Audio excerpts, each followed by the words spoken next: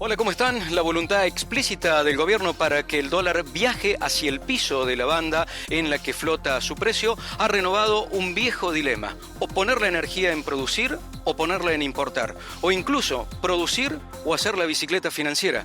De eso vamos a hablar hoy. Soy Daniel Alonso y esto es Ronda de Negocios.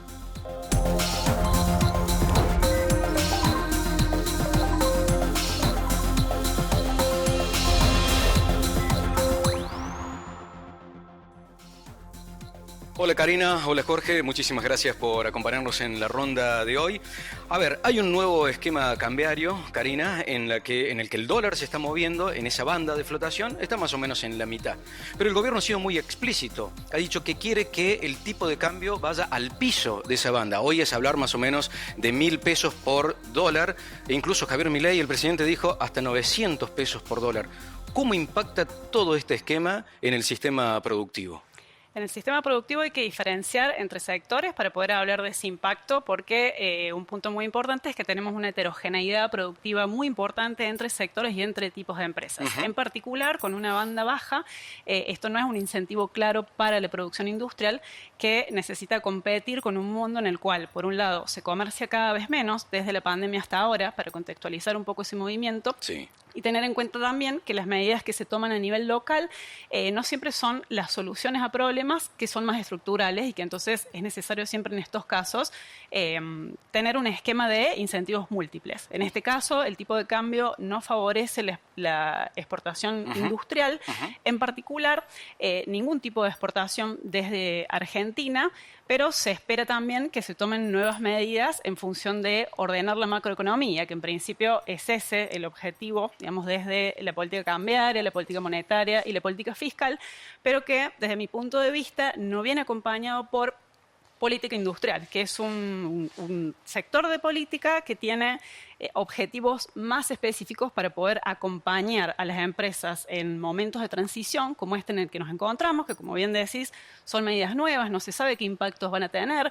Por ahora los impactos no están siendo directos, no están siendo automáticos y no están siendo particularmente positivos para la industria.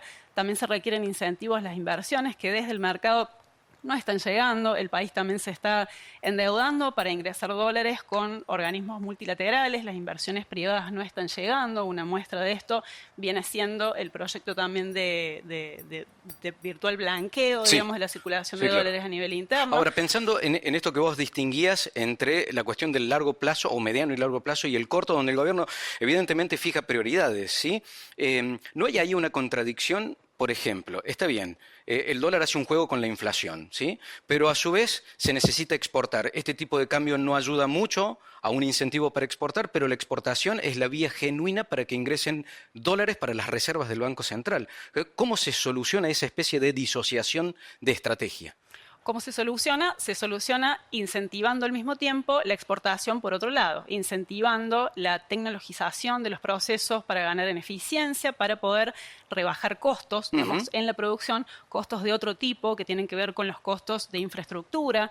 También los subsidios a la energía, por ejemplo, han sido retirados en muchos casos. Los actores productivos no tienen el mismo acceso, digamos, a instrumentos que tienen que ver con rebajar sus costos. Ya nos vamos a meter en esa parte más estructural, pero quiero ir con Jorge.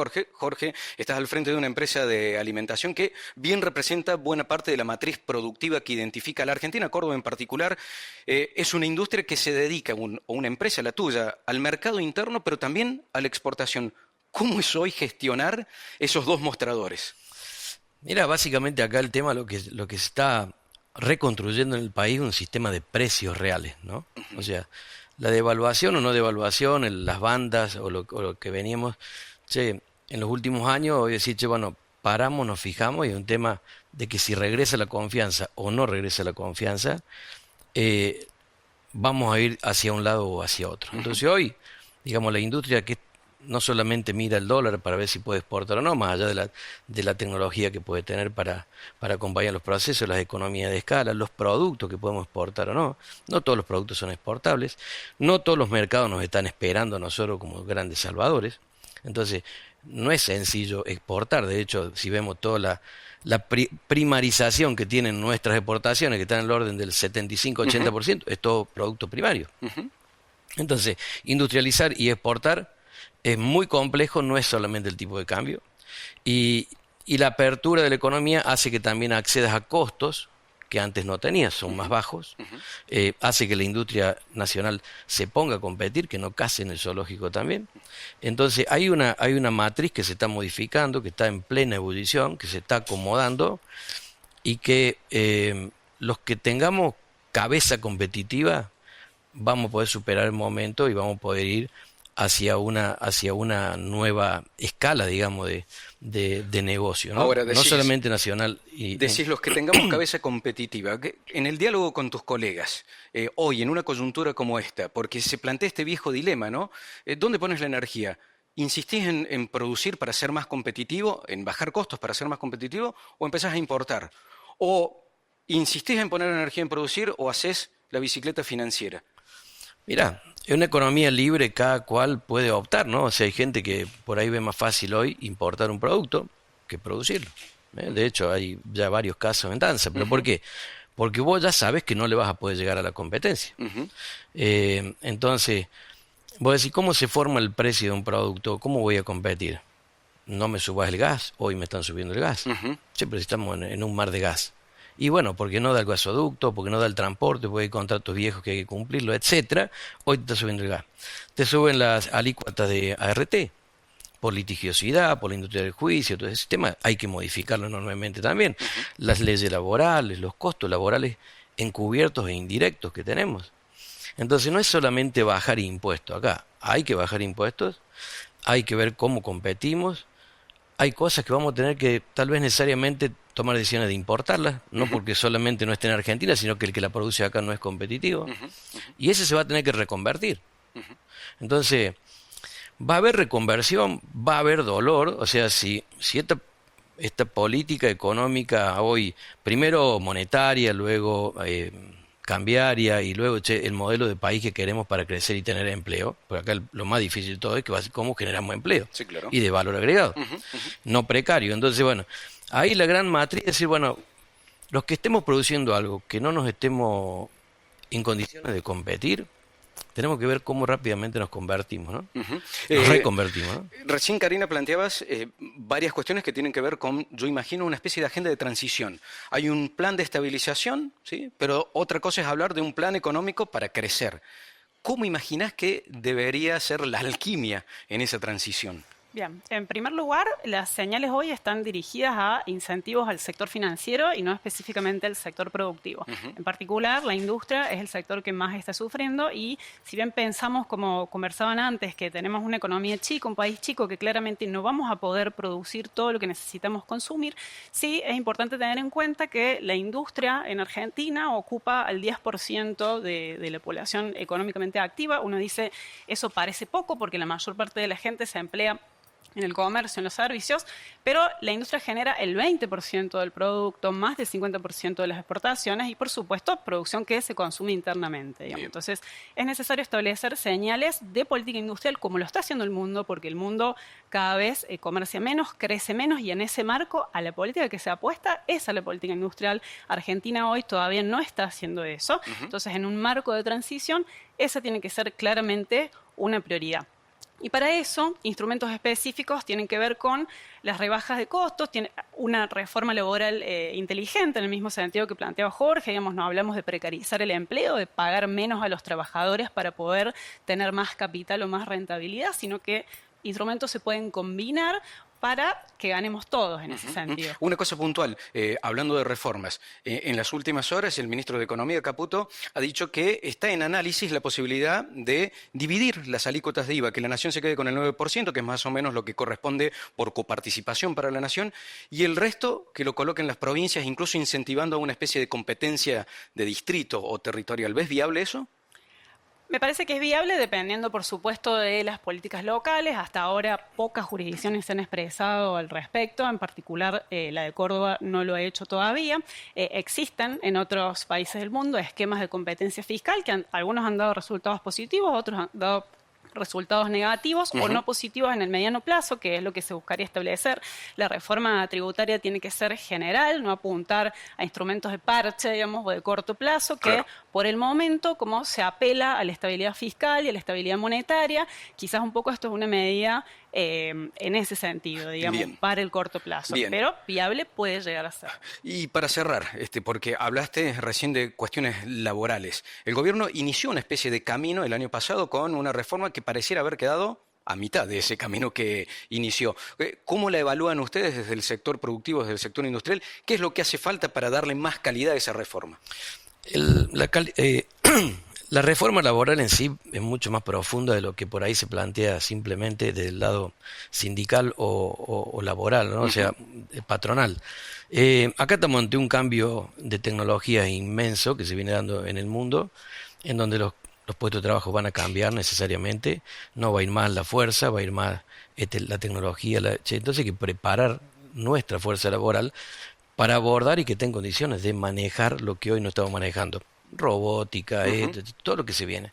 Entonces, más allá del sueldo, más allá de los costos y más allá hay una reubicación, una reorganización, un reorden laboral en donde hoy, por ejemplo, en el campo es muy difícil conseguir gente que te maneje hoy las trilladoras que hay con la tecnología que vienen. Bien, entonces, eso ya es un ejemplo que... Y el campo todavía hoy puede crecer 40, 50, 60% más aplicando tecnología, con lo cual el mercado laboral para hacer crecer el sueldo y demás está abierto. Eso no se discute. Acá lo que hay que discutir es que realmente sea efectivo el cambio y que realmente el empleado gane más y que el costo sea menos. Para lo cual también hay eso es lo que sé. vasos comunicantes entre lo que recién decía Karina. También hay que decidir qué modelo productivo y a qué se apuesta. ¿Qué puede producir la Argentina y qué efectivamente no puede producir para competir? Karina, Jorge, muchísimas gracias por habernos acompañado en la ronda de hoy. Cerramos ahora este bloque, abrimos la mirada.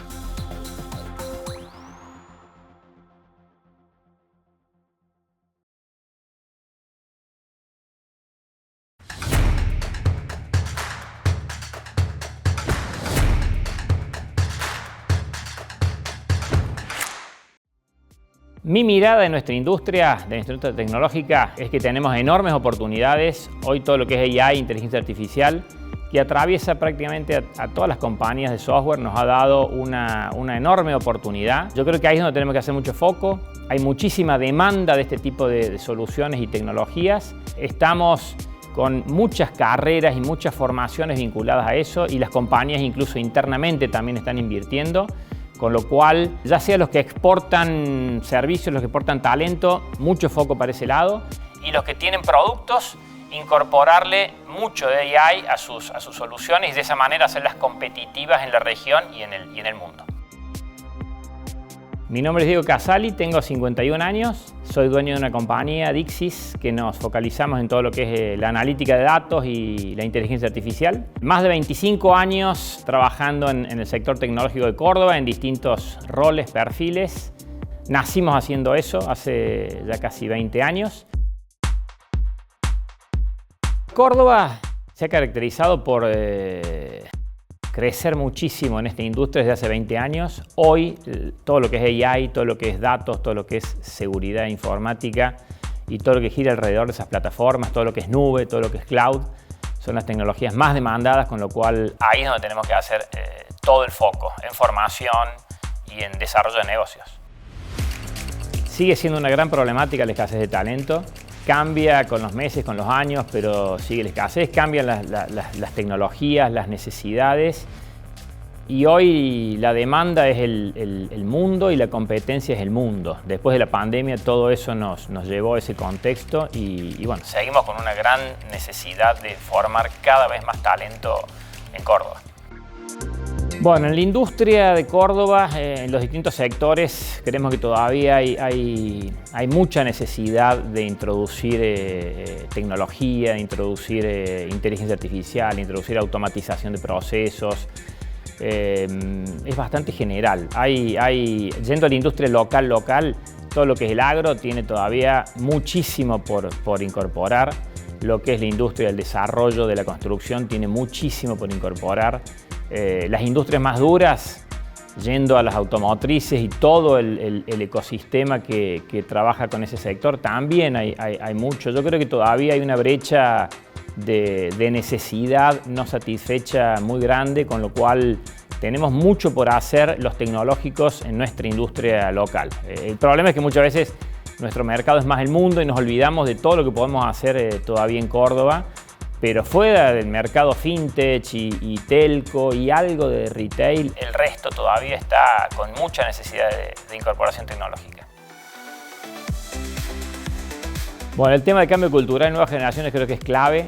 Es una realidad que pasa todavía en muchas empresas de Córdoba, en muchas industrias de Córdoba, que todavía sigue siendo manejada por el concepto de empresa familiar, y tenemos que romper un poco eso, ir al concepto más de corporación, de compañía global, con más allá que esté la familia manejándolo, me parece fantástico, pero creo que ahí tenemos una barrera y una muralla que muchas veces a los tecnológicos locales nos cuesta esa llegada, que no nos pasa con compañías que estén en Córdoba o en regiones aledañas, que ya tienen ese clic de compañía global, sea empresa pública o no, creo que es indistinto, pero que ya hay un board, ya hay una dirección, ya hay personas con alto nivel profesional gestionando las compañías, las áreas. Entonces me parece que ahí tenemos que trabajar un poquito todavía en las industrias locales, de las familias, permitir que lo que nosotros hacemos en compañías de Córdoba, de Argentina y del mundo, lo podamos también hacer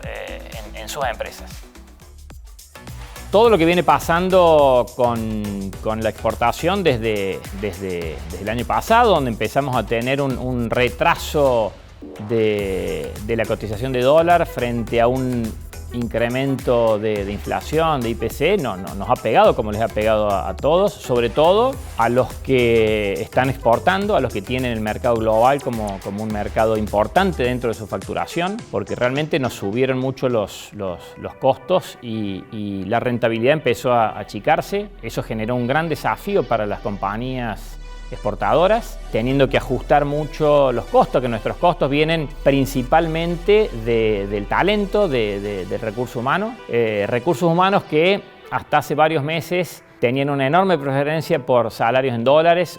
Eso ha cambiado y eso ha permitido que nos podamos acomodar un poco a aquellos que estaban con una problemática de manejo de divisas en cuanto a costos e ingresos. Y eso nos obliga, porque estas son situaciones que en Argentina pasan de manera recurrente, nos obliga a repensar nuestras estrategias de comercialización, la diversificación de mercados.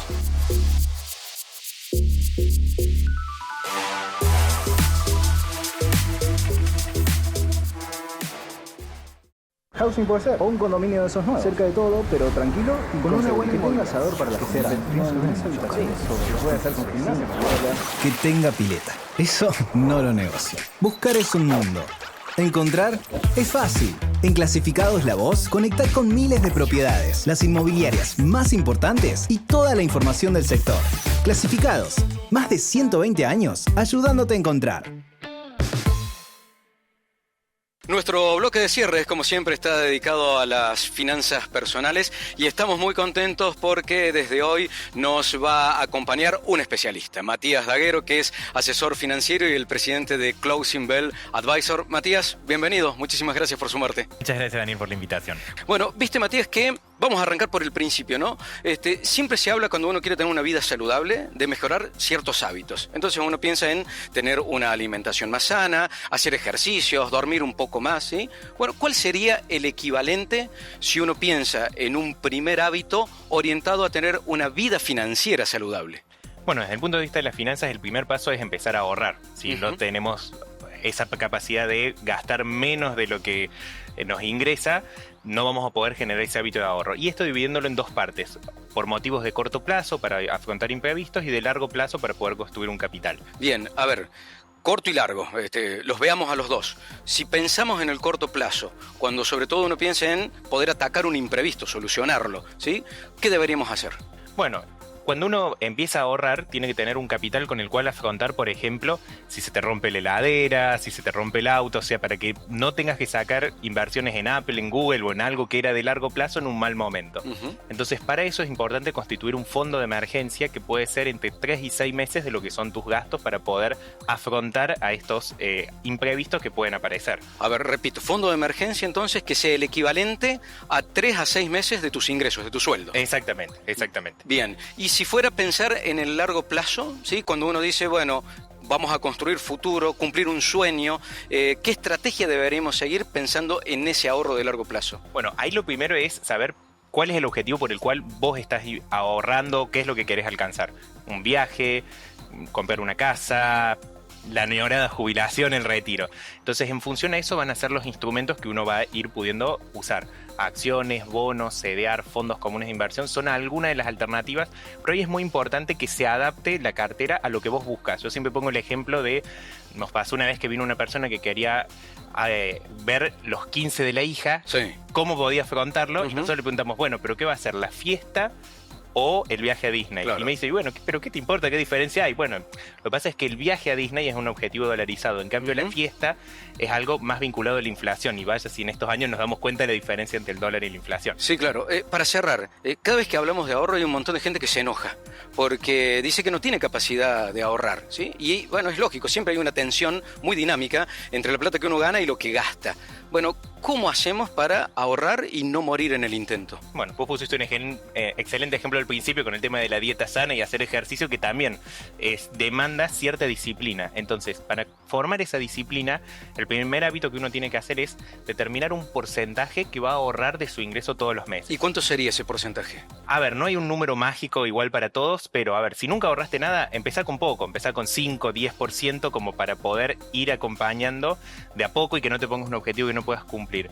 Y después, en el largo plazo, por ahí, para personas de más de 40, 45 años, ahorrar un 20, un 25% es muchísimo. Sí, claro. Para chicos más jóvenes que quizás todavía viven con los padres, todavía tienen muchas de sus necesidades resueltas con ellos y quizás pueden ahorrar 40, 50% o más. ¿Y una táctica inteligente para eso qué hago? ¿Ahorro? ¿Apenas cobro, separo la plata? ¿Cómo hago? Exactamente, en eso hacer que sea un ahorro automático. Bueno, hay algunos sistemas que vos podés hacer hasta que te hagan un débito automático en tu cuenta el día que se te acredita el sueldo. Entonces de esa forma lo evitás. Hay planes que uno puede hacer que se debitan en tu tarjeta de crédito. Entonces son formas de que vos sea algo automático, que no seas consciente, así como no sos consciente cuando pagas la luz, el agua, si lo tenés en débito automático, de la misma forma una parte que sea para vos mismo. Está bueno. Matías, muchísimas gracias por tu aporte, ¿eh? Gracias por la invitación. Y hasta aquí llegamos hoy. Nos encontramos pronto en una nueva ronda de negocios. Chau, muchas gracias.